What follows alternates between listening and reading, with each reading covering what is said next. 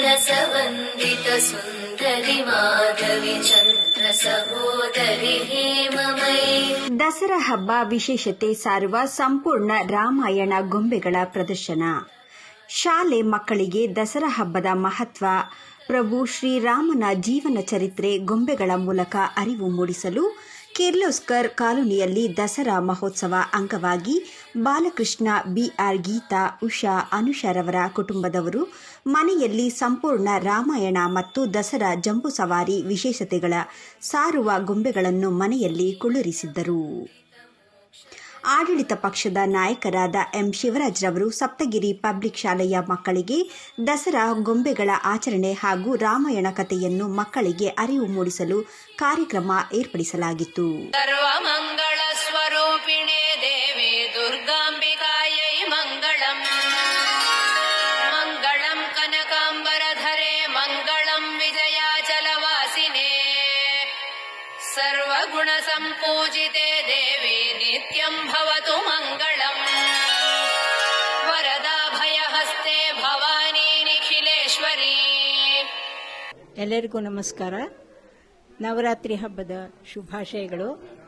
ಇವತ್ತು ಸಪ್ತಗಿರಿ ಶಾಲೆಯ ಮಕ್ಕಳೆಲ್ಲ ಬಂದಿದ್ದಾರೆ, ಬಹಳ ಸಂತೋಷ. ಮತ್ತು ಈ ನವರಾತ್ರಿ ಹಬ್ಬದ ವಿಶೇಷ ಅಂತಂದರೆ 9 ದಿನಾನೂ ನಾವು ನವರಾತ್ರಿ ಬೊಂಬೆಗಳನ್ನೆಲ್ಲ ಇಡ್ತೀವಿ ಪ್ರತಿ ವರ್ಷನೂ. ಇದೊಂದು 15 ವರ್ಷದ ಮೇಲ್ಪಟ್ಟು ಆವಾಗಿಂದ ನಾವು ಇಟ್ಕೊಂಬರ್ತಾ ಇದ್ದೀವಿ. ಈ ಪ್ರತೀತಿ ಹೇಗೆ ಶುರು ಆಯಿತು ಅಂತಂದರೆ, ನಮ್ಮ ಮನೆತನ ಎಲ್ಲ ಸಂಗೀತಕ್ಕೆ ತುಂಬ ಹೆಸರುವಾಸಿ ಮನೆತನ, ಬೆಳಕುವಾಡಿ ಮನೆತನ ಅಂತ. ಮೈಸೂರು ಅರಮನೆಯಲ್ಲಿ ನಮ್ಮ ತಾತ, ನಮ್ಮ ತಂದೆ, ನಮ್ಮ ದೊಡ್ಡಪ್ಪಂದರು ಎಲ್ಲ ಆಸ್ಥಾನ ವಿದ್ವಾನಾಗಿದ್ದವರು, ಸಂಗೀತದ ಪರಂಪರೆ. ಹಾಗಾಗಿ ನಮ್ಮ ಮನೆಯಲ್ಲಿ ಒಂದು ದೊಡ್ಡ ಗೌರಿ ಇತ್ತು. ಅದು 9 ದಿನ 9 ಅವತಾರ ತಾಳ್ತಾಳಲ್ಲ ದೇವಿ. ಆ ಗೌರಿಗೆ 9 ದಿನ 9 ಅವತಾರ ತಾಳಿದ ಇದನ್ನೆಲ್ಲ ಅಲಂಕಾರ ಮಾಡೋರಂತೆ ನಮ್ಮ ತಾತ ಅವರು.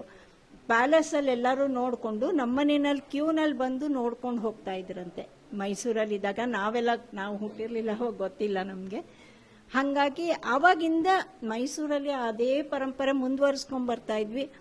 ಆಮೇಲೆ ನಮ್ಮ ಮದುವೆ ಆಗಿ ಬಂದೆ, ಅತ್ತೆ ಮನೆಗೆ ಬಂದಮೇಲೆ ಇಲ್ಲೂ ಕೂಡ ಅದೇ ಸಂಸ್ಕಾರ ಮುಂದುವರ್ಸೋಣ, ಅದನ್ನು ಯಾಕೆ ಬಿಡಬೇಕು ಅಂತ ಹೇಳಿ ನನ್ನ ಮಗಳು ತುಂಬ ಆಸೆ ಪಟ್ಲು ಅಂತ ಆವಾಗ ಶುರು ಮಾಡಿದ್ದು.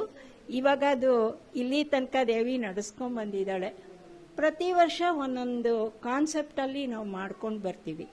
ಒಂದೊಂದು ವರ್ಷ ಒಂದೊಂದು ಕಾನ್ಸೆಪ್ಟ್ ಮಾಡ್ತೀವಿ. ಈ ಸಲ ಅಯೋಧ್ಯ ರಾಮ ಮಂದಿರ ಮಾಡೋಣ ಅಂತ ಹೇಳಿ ಮಾಡಿ, ಅದಕ್ಕೆ ಸಂಬಂಧಪಟ್ಟಿದ್ದೇ ಎಲ್ಲ ಇಡೋಣ ಅಂತ ಹೇಳಿ ರಾಮನ ಕಥೆನೇ ಇಟ್ಕೊಂಡು ಬರೋಣ ಅಂತ ಹೇಳಿ ರಾಮಾಯಣದ ಸಂಪೂರ್ಣ ಎಷ್ಟು ಸಾಧ್ಯನೋ ಮೇನ್ ಇದು ಯಾವ್ದು ಸಿಗತ್ತೆ ಅದನ್ನ ಇಟ್ಕೊಂಡು ರಾಮಾಯಣದ ಕಥೆನ ಮಾಡಿದ್ದೀವಿ ಈ ಸಲ.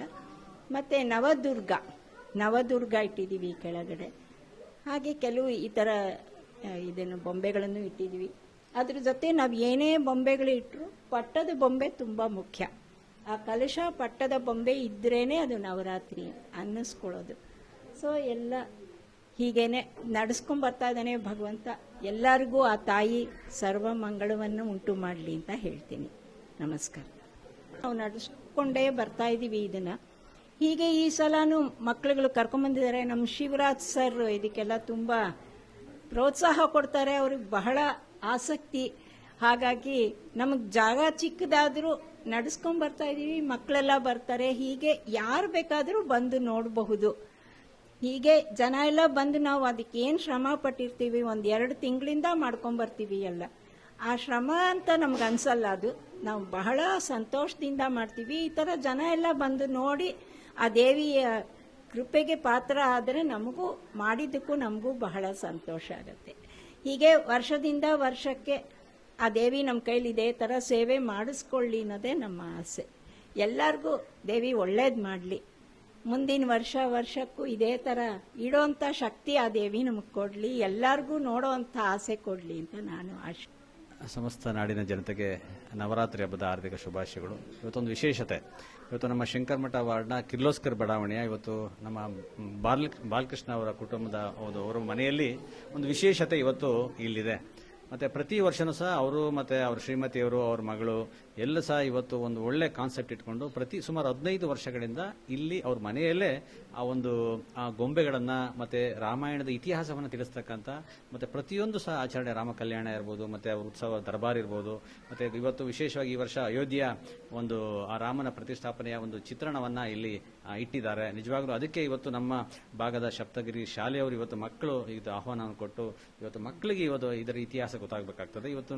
ಇವತ್ತಿನ ನಮ್ಮ ಆಧುನಿಕ ವ್ಯವಸ್ಥೆಯಲ್ಲಿ ಮತ್ತೆ ನಮ್ಗೆ ಹಳೆಯ ಸಂಸ್ಕೃತಿಯನ್ನ ಮಕ್ಕಳು ಮರಿತಾ ಇದ್ದಾರೆ.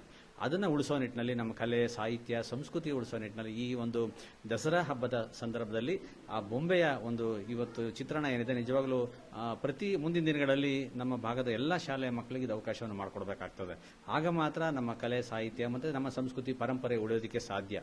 ನಿಜವಾಗ್ಲೂ ಬಹಳ ವಿಶಿಷ್ಟವಾಗಿ ಸುಮಾರು 1 ತಿಂಗಳ ಕಾಲ ಅವರ ಕುಟುಂಬದವರು ಇಲ್ಲಿ ಶ್ರಮ ವಹಿಸಿ ಇಲ್ಲಿ ಬಾಲಕೃಷ್ಣ ಅವರ ಕುಟುಂಬದವರು ಪ್ರತಿಯೊಂದು ಬೊಂಬೆಯ ಚಿತ್ರಣವನ್ನ ಮತ್ತೆ ಅದರ ಇತಿಹಾಸ ತಿಳಿಸ್ತಕ್ಕಂಥ ಒಂದೊಂದು ವಿಚಾರಗಳನ್ನ, ಆಚಾರಗಳನ್ನ ಇಲ್ಲಿ ನಿಜವಾಗ್ಲೂ ಇಲ್ಲಿ ಪ್ರತಿಪಡಿಸಿದ್ದಾರೆ. ನಿಜವಾಗ್ಲೂ ಅವರಿಗೆ ಮತ್ತೆ ಅವ್ರ ಕುಟುಂಬದವರಿಗೆ ಎಲ್ರಿಗೂ ಸಹ ಈ ಸಂದರ್ಭದಲ್ಲಿ ಭಗವಂತ ಒಳ್ಳೇದು ಮಾಡಲಿ ಅಂತ ನಾನು ಈ ಸಂದರ್ಭದಲ್ಲಿ ಪ್ರಾರ್ಥನೆಯನ್ನು ಮಾಡ್ತಾನೆ. ವಿಶಿಷ್ಟವಾದ ರೀತಿಯಲ್ಲಿ ನಿಜವಾಗ್ಲೂ ಅಕ್ಕಪಕ್ಕದವರೆಲ್ಲ ಗೊತ್ತಿಲ್ಲ ಇದೆ, ಈಗ ಸ್ಥಳ ಚಿಕ್ಕದಾಗಿದ್ರೂ ಸಹ ಮತ್ತೆ ಅರ್ಥಪೂರ್ಣವಾಗಿ ಇದೆಲ್ಲ ಮಾಡ್ತಕ್ಕಂಥ ವ್ಯವಸ್ಥೆ ಇದೆ. ಆಧುನಿಕ ವ್ಯವಸ್ಥೆಯಲ್ಲಿ ಒಂಥರ ಹಬ್ಬ, ಗೊಂಬೆ ಹಬ್ಬ ಆ ಒಂದು ವಾತಾವರಣದಲ್ಲಿ ಇಲ್ಲಿ ನಿರ್ಮಾಣ ಮಾಡಿದ್ದಾರೆ. ಇದೇ ರೀತಿ ಮುಂದಿನ ವರ್ಷ ಭಗವಂತ ಹೆಚ್ಚು ಶಕ್ತಿ ಕೊಡಲಿ ಮಾಡೋದಕ್ಕೆ ನಮ್ಮ ಕಡೆಯಿಂದ ಎಲ್ಲ ರೀತಿಯ ಸಹಕಾರ ಇರುತ್ತೆ ಅಂತಕ್ಕಂಥ ಮತ್ತೊಮ್ಮೆ ನವರಾತ್ರಿ ಹಬ್ಬದ ಆರ್ಥಿಕ ಶುಭಾಶಯಗಳನ್ನ ತಿಳಿಸ್ತೇನೆ. ಎಲ್ಲರಿಗೂ ನವರಾತ್ರಿ ಹಬ್ಬದ ಶುಭಾಶಯಗಳು. ಅಂಡ್ ಸಪ್ತಗಿರಿ ಸ್ಕೂಲ್ ಮಕ್ಕಳು ಇಲ್ಲೆಲ್ಲ ಬಂದು ಎಲ್ಲರಿಗೂ ನೋಡ್ಕೊಂಡು ಹೋಗಿದ್ದಕ್ಕೆ ತುಂಬಾ ನನಗೆ ಸಂತೋಷ ಆಯಿತು.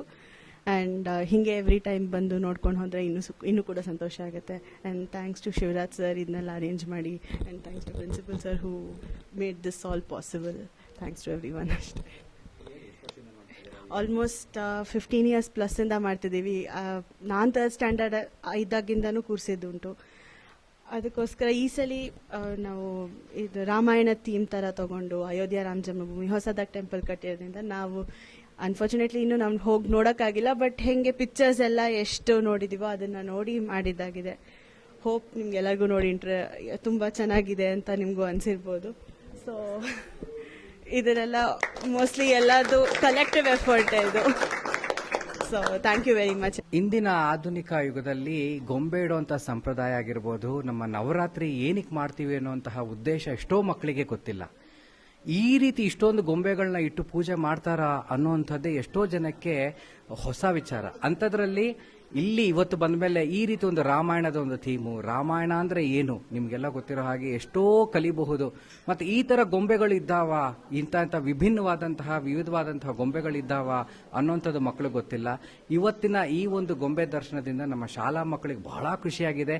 ಈ ರೀತಿಯಾದ ಒಂದು ಸಂಪ್ರದಾಯ ಕೂಡ ಇದೆ, ನಮ್ಮನೇಲಿ ಯಾಕೆ ಮಾಡಬಹುದು ಅನ್ನುವಂತಹದ್ದು ಸಹ ಅವರಿಗೆ ಆಸೆ ಬಂದಿದೆ. ಅಂದ್ರೆ ಅದು ಉತ್ಪ್ರೇಕ್ಷೆ ಅಲ್ಲ.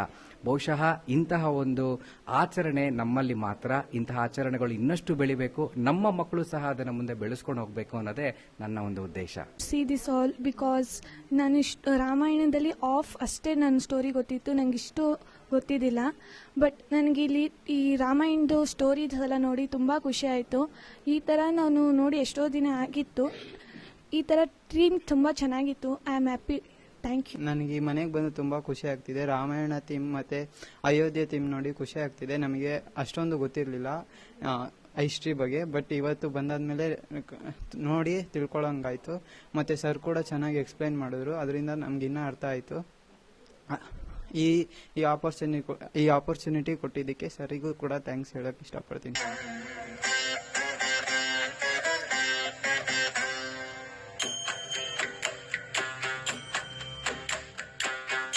गिरि नन्दिनि नन्दित मेधिनि विश्व विनोदिनि नन्दनुते गिरिवर विन्ध्य शिरोधिनि वासिनि विष्णु